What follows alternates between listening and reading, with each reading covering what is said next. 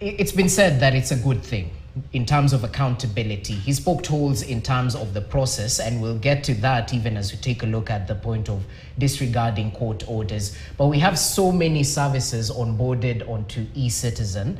If you want a marriage certificate, death certificate, all that, including other processes. So when there's a downtime on such a critical platform that's supposed to offer services, it definitely leaves Kenyans inconvenienced. Yet it's supposed to be a point of convenience that I don't have to walk to a Huduma center or whatnot to get services, that I can get them through a click of the phone. How do we go about certain issues in terms of downtime?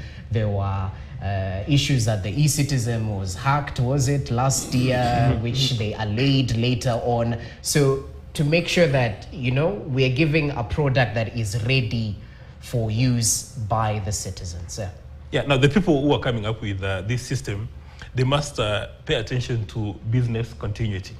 In any business that you are running, whatever system you are doing, you must have a plan B. If you're running a business like this and you rely on Kenya Power, you must have a standby generator that will kick in if you don't have this kind of facility. So there's a very valid expectation from Kenyans that the people who put together this system have got a business continuity plan.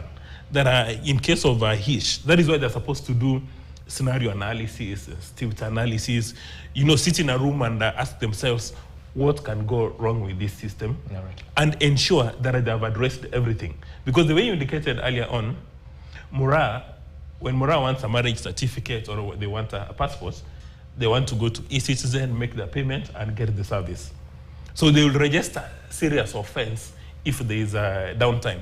And this is just not limited to maybe the government. Anybody offering a service, because you know there are some other service providers that are, if there is a downtime, then Kenya generates into a crisis.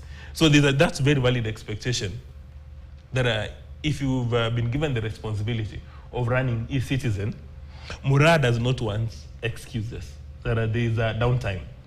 No. When you got a contract with Kenya Power, when you go home, when you switch on the lights, you expect that there's going to be power in your residence. True.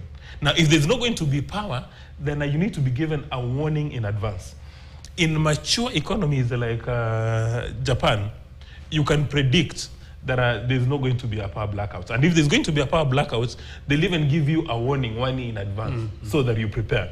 So in my view, we must have a system of penalties that if you're a public servant of rank and this is your department, if there's any downtime, we don't expect you to be giving us statements explaining the problem, because Mura does not want to read a note saying this is the problem, because Mura has already experienced the problem. Mura wants a service. Solution. And in my view, and I don't know why he's in hurry, in my view, people must be penalized. Because people must be penalized because of downtime. Okay.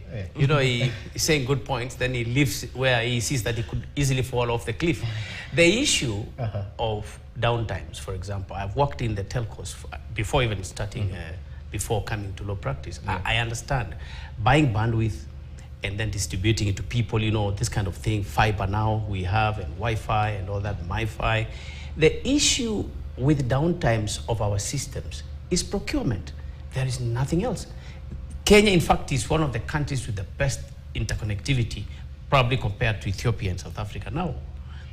The problem is procurement. What kind of Cisco gadgets is the ministry going to buy to implement these? That is the issue.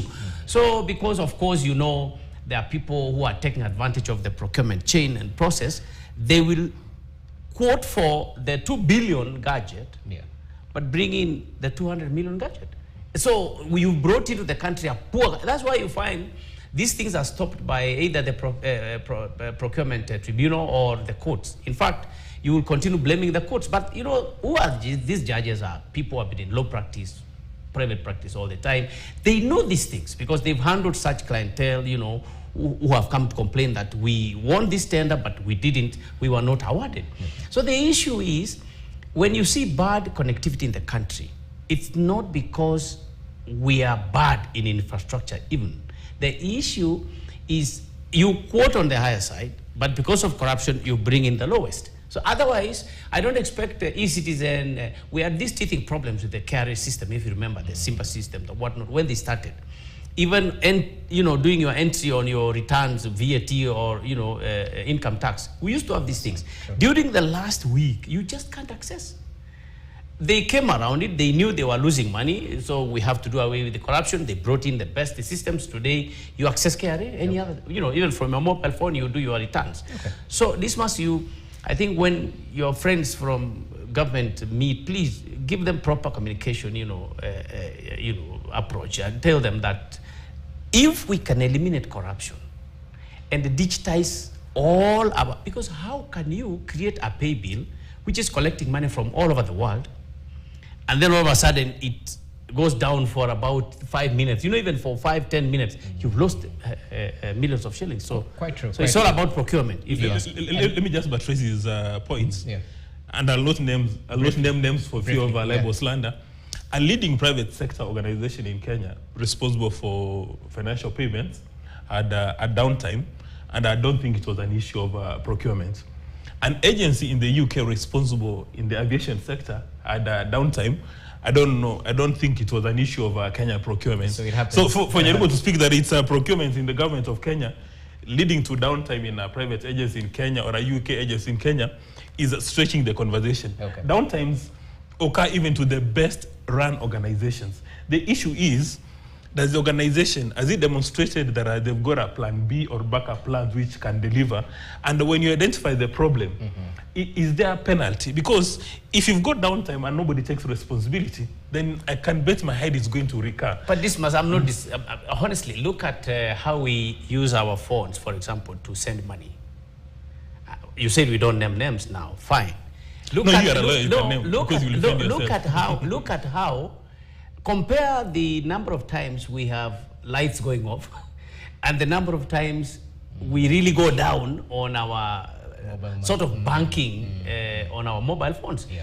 Why doesn't it? That is a company that looks at the international standards and ensures that we do not want to be associated with anything funny or procurement processes. Yeah, right. But you look at how, I'm not sure we will complete this show before the lights go off. They also go off at the airport.